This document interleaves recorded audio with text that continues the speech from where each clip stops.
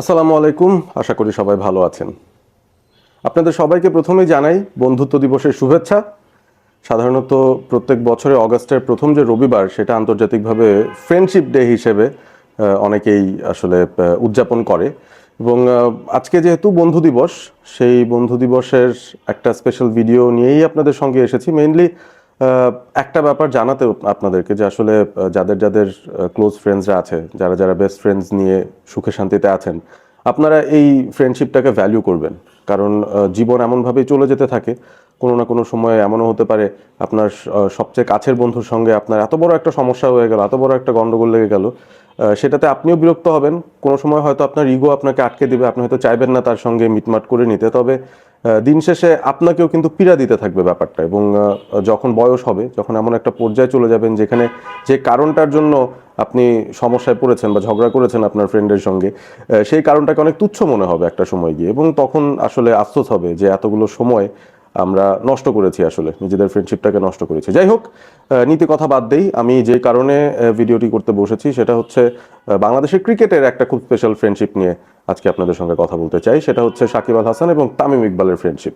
My teammate Tamim Iqbal, he's my best friend, and we're playing for almost 8-9 years all together. So we're having a very good relation, and hopefully we'll continue it. বয়সের হিসাবে দুজনের মধ্যে তামিম ইকবাল বয়সে ছোট, তবে age level ক্রিকেটে দুজন কিন্তু একসঙ্গেই খেলেই বড় হয়েছেন বলা যেতে পারে। Under 15 level, under 17 level, under 19 level, প্রত্যেকটা এজ লেভেল স্টেজে তামিম ইকবাল সাকিব আল হাসান একসঙ্গে খেলেছেন। ইন্টারন্যাশনাল ক্রিকেটে সাকিব আল হাসানের ডেবিউটা একটু আগে হয়ে গেছিল তামিমের। টি-20 এবং ওডিআইতে 2006-এ সাকিবের ডেবিউ হয়েছে, টেস্টে হয়েছে 2007-এ। তামিম ইকবালের ডেবিউ হয়েছে টি-20 এবং ওডিআইতে 2007-এ এবং টেস্টে 2008-এ।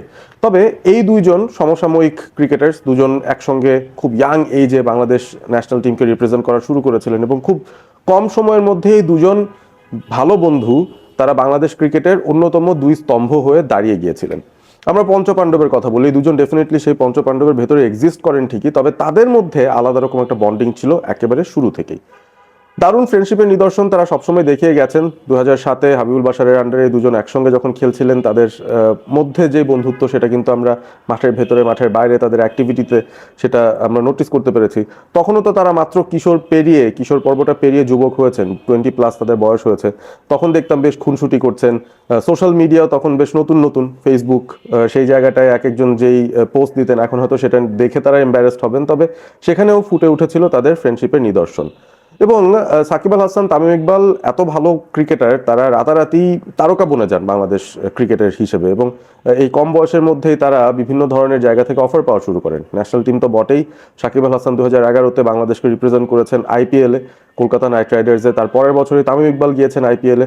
অনেকটা সাকিব আল হাসানের ইনফ্লুয়েন্সে বলা যায়। তামিম ইকবাল পরবর্তীতে সেটা একবার বলেছিলেন, তিনি সাকিবকে ধন্যবাদ জানিয়েছিলেন যে আমার বন্ধু আমার জন্য ব্যবস্থা করে দিয়েছে বা একটা সুযোগ তৈরি করে দিয়েছে, আমি সেই সুযোগটা পেয়ে গেলাম সেখানে। এবং তারও আগের কথা যদি বলি, 2010-এ প্রথম আলোতে একটা কলম লিখেছিল সাকিব আল হাসান, সেখানে তামিম ইকবাল এবং তার বন্ধুত্ব নিয়ে বিশাল বড় একটা আলোচনা তিনি করেছিলেন। এবং সেখানে তিনি বলেওছেন যে আসলে আমরা দুজন এজ লেভেল থেকে একসঙ্গে বড় হয়েছি এবং আমাদের মধ্যে আলাদা রকম একটা বন্ডিং আছে, আমাদের ফ্যামিলিগত দিক থেকেও একটা আলাদা রকম বন্ডিং আছে, বন্ধুদের মধ্যে যা হয় আর কি। এবং দুজনেই যখন জানেন দলের অপরিহার্য দুই সদস্য, খুব কম সময়ের ভেতরে দুজন লিডারশিপ রোলটাও নিয়ে ফেলেছিলেন দলের, এবং সেই জায়গা থেকে তাদের ফ্রেন্ডশিপটা আমরা ফ্লারিশ করতে দেখেছি। আলটিমেটলি সাকিব আল হাসান, তামিম ইকবাল, তাদের ফ্রেন্ডশিপটার পিক টাইমটা আমার মনে হয় 2015 পর্যন্ত গিয়েছে। তারপর থেকে হয়তো খানিকটা সমস্যা তৈরি হয়ে গেছে, এবং সেটার জন্য আমার কাছে মনে হয় পারিপার্শ্বিক যে বিষয়গুলো আছে সেগুলো অনেকটুকু দায়ী হতে পারে। এবং দুজনই যেহেতু খুব জেদি, যেটা সাকিব নিজেই স্বীকার করেছেন, তামিম ইকবালও কিছু কিছু সময় বলেছেন বিষয়টা, এই জেদের রেশ ধরেই আসলে মনোমালিন্য, অভিমান, এবং সেখান থেকে হয়তো কথা না বলা। ঘুরে ফিরে এই ফ্রেন্ডশিপটার শেষটা আমরা দেখলাম 2023-এ গিয়ে একেবারে বয়লিং পয়েন্ট রিচ করলো, যখন আসলে একটা ক্লোজ সিক্রেট ওপেন সিক্রেট হয়ে গেল, এবং বাংলাদেশ ক্রিকেটের চর্চিত দুই নাম হুট করেই এনিমি হয়ে গেলেন, এবং মানুষের সামনে ব্যাপারটা একদম সামনে চলে এসেছিল। তামিম ইকবাল 2023-এ আপনার মনে থাকার কথা রিটায়ারমেন্টে গিয়েছিলেন, তারপর আবার ফিরে এসেছেন।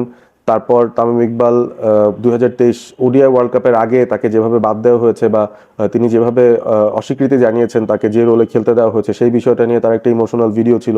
তারপরই সাকিব আল হাসান ঠিক ইন্ডিয়া যাওয়ার আগে, ওয়ার্ল্ড কাপে যাওয়ার আগে একটা ইন্টারভিউ দিয়েছিলেন এবং সেখানেও সাকিব আল হাসান তামিমকে সরাসরি কটূক্তি করেই কথা বলেছেন বলা যেতে পারে, তাকে চাইল্ডিশ বলেছেন। সো এই বিষয়গুলো কিন্তু একেবারেই আমাদের সবার সামনে চলে এসেছে। তারপর থেকে এই ব্যাপারটা আসলে আফসোসে রূপান্তরিত হয়েছে। এখন কে ঠিক কে বেঠিক জানি না, কি কারণে তাদের বন্ধুত্বে এই ফাটলটা ধরেছিল আমি জানি না। তবে আপনি সোশ্যাল মিডিয়ায় একটু ঘাটিয়ে যদি দেখেন তাহলেই দেখতে পাবেন এই দুজনের একটা চমৎকার ফ্রেন্ডশিপ ছিল। দুজন দুজনকে friend মানতেন, best friend মানতেন। Shakib Al Hasan তো যখন কেকেআরের হয়ে খেলতে গিয়েছিলেন তিনি একটা ইন্টারভিউতে সরাসরি বলেই দিয়েছেন, তাকে যখন প্রশ্ন করা হয়েছিল যে আপনার বেস্ট ফ্রেন্ড কে, তিনি বলেছেন আমার best friend Tamim Iqbal. Friendship ডেতে এই ধরনের বিষয় কেন নিয়ে আসছি, ক্রিকেটেও জায়গাটাতে চলে আসি, এনাফ অফ সিউডো জার্নালিজম। আমার কাছে মনে হয় যে ক্রিকেট নিয়ে কথা বললে তামিম এবং সাকিবের কন্ট্রিবিউশন টুগেদার সেটাকে আমরা একটু সেলিব্রেট করতে পারি। কারণ ক্রিকেটের ময়দানে তামিম ইকবাল, সাকিব আল হাসান এই দুই মহারথীর রেকর্ডটা কেমন সেটাই আমরা এখন দেখে আসি।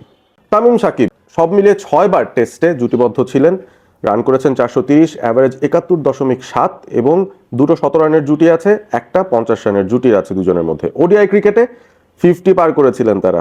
50টা ইনিংসে একসঙ্গে পার্টনারশিপ করার সুযোগ তাদের হয়েছিল। 2294 রান, তাদের পার্টনারশিপ অ্যাভারেজ 47.8, 3টা সেঞ্চুরি পার্টনারশিপ, 17টা 50 পার্টনারশিপ। টি20 ইন্টারন্যাশনাল 16টা ইনিংস পার্টনারশিপ ছিল তাদের, 399 রান, 26.6 অ্যাভারেজ, কোনো সেঞ্চুরি পার্টনারশিপ নেই, তবে 3টা 50 পার্টনারশিপ আছে। সব মিলিয়ে 72টা ইনিংস একসঙ্গে পার্টনার হয়েছিলেন তামিম ইকবাল এবং সাকিব আল হাসান ইন্টারন্যাশনাল ক্রিকেটে বাংলাদেশের জন্য, যার মধ্যে 3123 রান তারা করেছেন একসঙ্গে। অ্যাভারেজ অফ দ্য পার্টনারশিপ 43.4, 5টা 17 রানের পার্টনারশিপ, 21টা 50 পার্টনারশিপ। অসাধারণ। একজন ওপেনিং করতেন, একজন লোয়ার মিডল অর্ডারের দিকে ব্যাট করতেন বা মিডল অর্ডারে ব্যাট করতেন বলা যায়। এই দুজনের মধ্যেও এত দারুণ দারুণ কিছু মুহূর্ত ক্রিকেটের ময়দানেই আমরা বাংলাদেশ ফ্যান্সরা দেখেছি। এবারে চলেন যাই টেস্ট ক্রিকেটে যে দুটো সেঞ্চুরি পার্টনারশিপ ছিল, ওডিআই ক্রিকেটে যে 3টা সেঞ্চুরি পার্টনারশিপ ছিল, টি20 ক্রিকেটে যে 3টা 50+ পার্টনারশিপ ছিল, সেগুলোতে একটু ইনডেপথ আমরা ঘুরে এসে দেখি কোন কোন সালে হয়েছিল এবং কি ধরনের পারফরমেন্স ছিল সাকিব এবং তামিমের এই জুটিটার। টেস্টে 155 রানের পার্টনারশিপ অস্ট্রেলিয়ার বিরুদ্ধে মিরপুরে 2017-তে, আপনাদের মনে থাকার কথা। সেই ম্যাচটা একমাত্র ম্যাচ যেখানে বাংলাদেশ অস্ট্রেলিয়াকে টেস্টে হারিয়েছে। 132 পার্টনারশিপ জিম্বাবুয়ের এগেনস্টে খুলনা 2014, ওই ম্যাচটাও বাংলাদেশ জিম্বাবুয়েকে হারিয়েছিল। ওডিআই ক্রিকেটে 207 রানের পার্টনারশিপ ওয়েস্ট ইন্ডিজের বিরুদ্ধে প্রভিডেন্সে 2018-তে, ম্যাচটা ওয়েস্ট ইন্ডিজকে আমরা হারিয়ে দিয়েছিলাম। 144 রানের পার্টনারশিপ শ্রীলঙ্কার এগেনস্টে দাম্বুলা 2017, সেই ম্যাচটাও বাংলাদেশ জিতেছিল তামিম সাকিবের এই দুর্দান্ত পার্টনারশিপে ভর করে। জিম্বাবুয়ের বিরুদ্ধে আরও একটা রেকর্ড 106 রানের মিরপুর 2018, ম্যাচটা জিতেছিল বাংলাদেশ। টি20 ইন্টারন্যাশনালস 90 রানের পার্টনারশিপ ওয়েস্ট ইন্ডিজের এগেনস্টে লর্ডার হিলে 2018-তে, বাংলাদেশ সেই ম্যাচটা জিতে যায়। 82 রানের পার্টনারশিপ জিম্বাবুয়ের বিরুদ্ধে বুলাওয়ায়োতে 2013-তে, সেই ম্যাচটাও বাংলাদেশ জয়লাভ করে এবং আয়ারল্যান্ডের সঙ্গে 2012-তে 59 রানের পার্টনারশিপ, সেই ম্যাচটাও বাংলাদেশ জিতে যায়। যে কয়টা ম্যাচের কথা বললাম যেখানে সাকিব তামিম 17 রানের পার্টনারশিপ পেয়েছেন টেস্টে কিংবা ওডিআইতে এবং 50+ পার্টনারশিপ পেয়েছেন টি20 ইন্টারন্যাশনালসে, বাংলাদেশ সেই সবগুলো ম্যাচ জিতেছে। এবং সবচেয়ে সেরা আমার মনে হয় পার্টনারশিপ তাদের এটাই ছিল, ওয়েস্ট ইন্ডিজের বিরুদ্ধে 207, একটা তো ইম্পর্টেন্ট পার্টনারশিপ ছিলই। অস্ট্রেলিয়ার এগেনস্টে 2017-তে যে পার্টনারশিপটা তারা করেছিলেন টেস্ট ম্যাচটায়, সেইটা আমার কাছে মনে হয় এই জুটির সেরা ব্যাটিং পারফরমেন্স একসঙ্গে। যাই হোক, ক্রিকেটের ময়দানেও 3000-এর উপরে রান করা এই এক সময়কার বেস্ট ফ্রেন্ড এখন হয়তো টকিং টার্মসে আছেন কিনা আমি জানি না।